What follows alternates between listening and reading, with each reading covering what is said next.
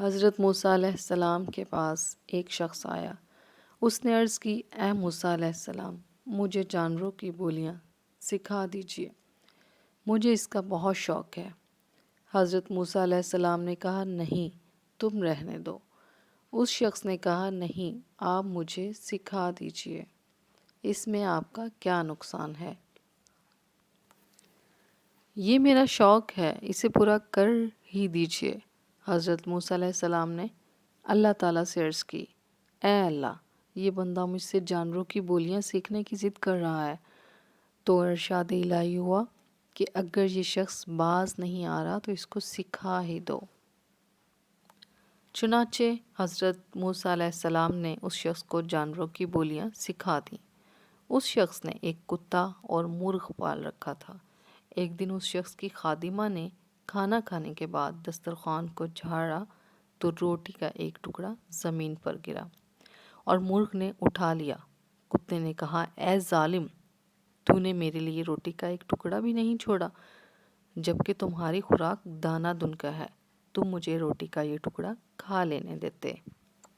مرغ نے کہا، کل ہمارے مالک کا یہ بیل مر جائے گا اور تم جتنا چاہے گوشت کھا لینا۔ کتے نے مرغ سے کہا، بڑے جھوٹے ہو تم، خواہ مخواہ مجھے آج کی امید میں رکھا، کہاں ہے وہ بیل جس کا میں گوشت کھا سکوں؟ مرغ نے کہا، میں جھوٹا نہیں ہوں، ہمارے مالک نے نقصان سے بچنے کے لیے بیل کو بیچ ڈالا اور مصیبت دوسرے پر ڈال دی۔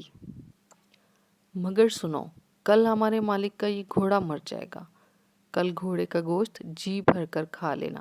اس شخص نے یہ بات سنی تو گھوڑا بیچ ڈالا۔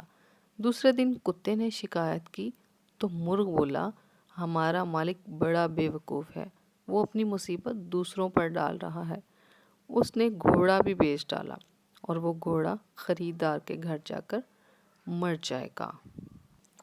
لو، سنو اور یقین کرو کہ کل ہمارا مالک خود ہی مر جائے گا اور اس کے مرنے پر جو کھانے دانے پکیں گے اس میں سے بہت کچھ تمہیں بھی مل جائے گا۔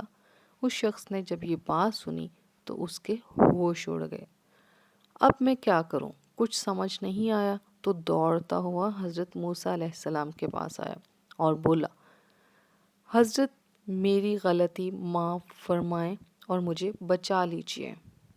حضرت موسیٰ علیہ السلام نے فرمایا، اے نادان، اب یہ بات بہت مشکل ہے، آئی قضا ٹل نہ سکے گی۔